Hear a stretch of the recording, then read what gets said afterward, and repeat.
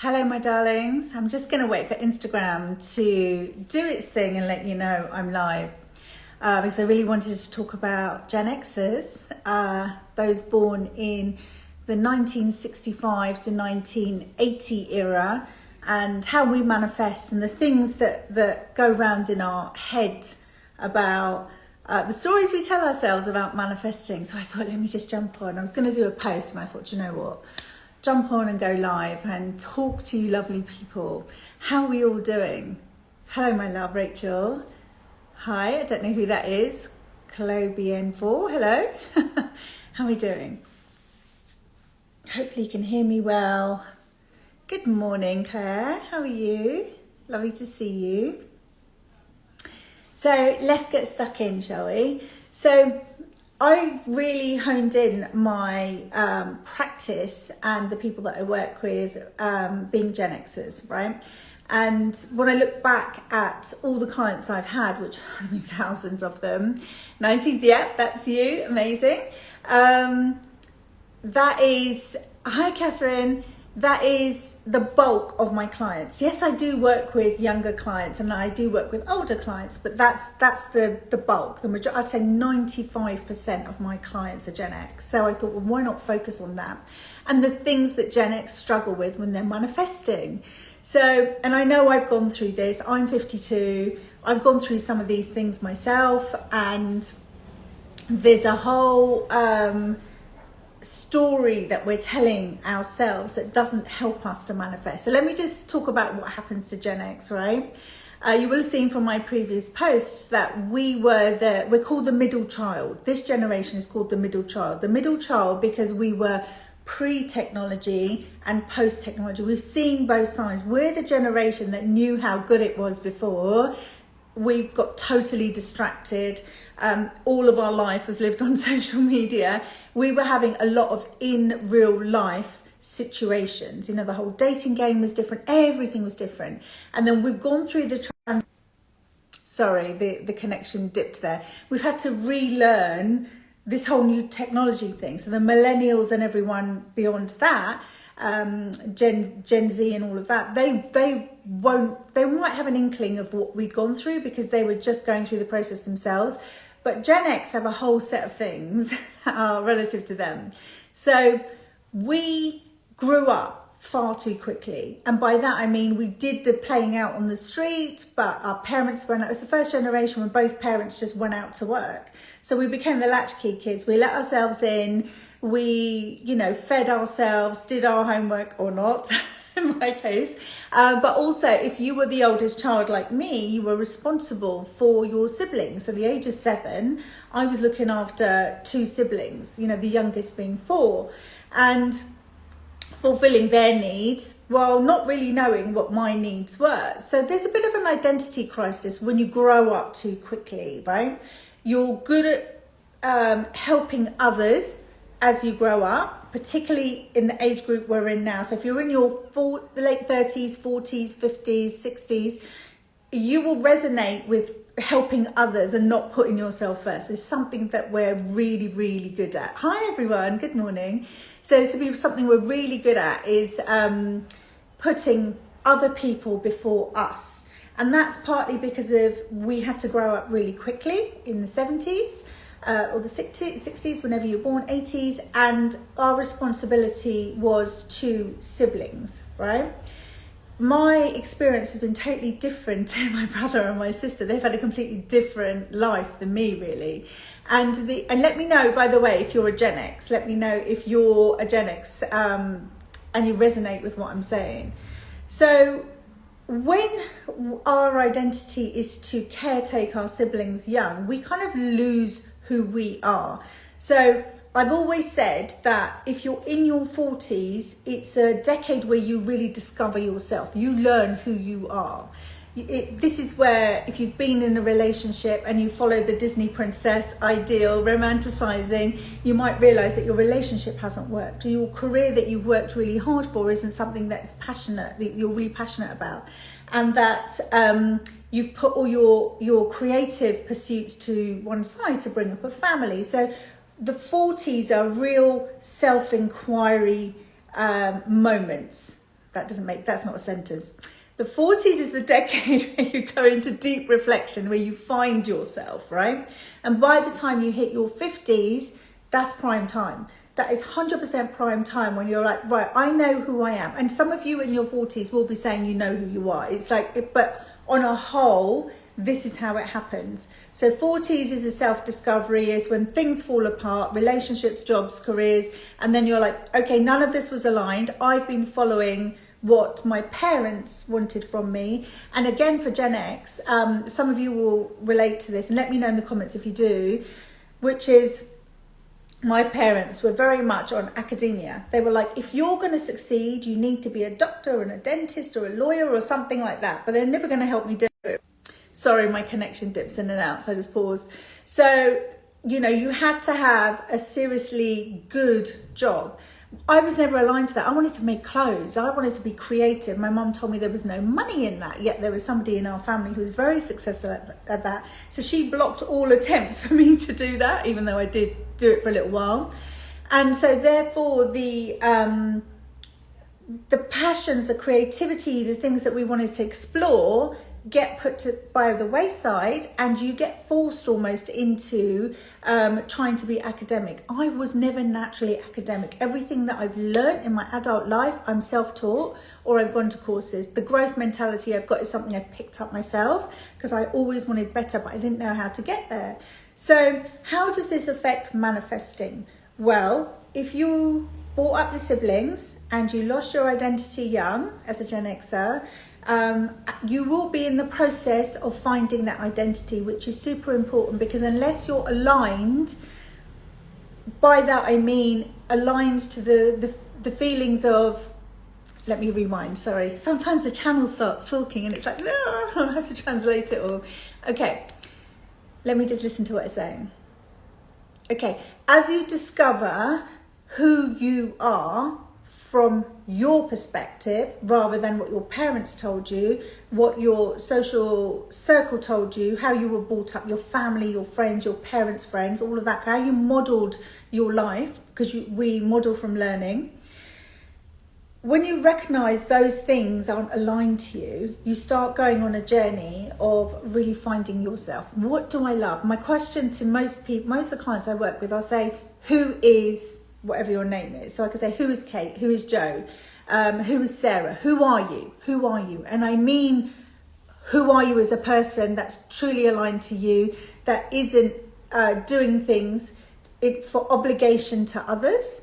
And Generation X, you're in the middle here, because you've got children that you're looking after and you've got aging parents right now. It's like, where are my loyalties and obligations, and how much of that am I bringing back to myself? And this is what your 40s and 50s does. It's like, who am I, right? And if you're manifesting anything, soulmate, money, home, career, passion, success, whatever it is, you must first know who you are. Right, and this is all about creating your own identity, or not even creating, finding what that is. And how do you know what that is? It's everything that you love, really owning that. It's everything that feels right. So how do you know it feels right? Well, feel it in your gut. Like if your whole body's going, I'm not sure about this, listen to that. There's 3 places you work from: will, intellect, and intuition, right? A willful action is when you're pushing for something. An intellectual action is something that you're trying to rationalize. Well, why would that happen, and why isn't it happening? That's all up here. And willful is physical. When you get intuitive and you're like, how does it feel for me? How does that vibe resonate with me? That's all you need to listen to, because that's the truth, right?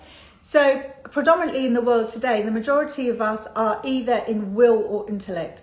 Will, because our parents told us, you must work hard, you must have 3 jobs, you must do X, Y, Z to be successful. You must have a college education, a university education. I don't have any of that, by the way. I do perfectly well, right? It just wasn't for me, that model.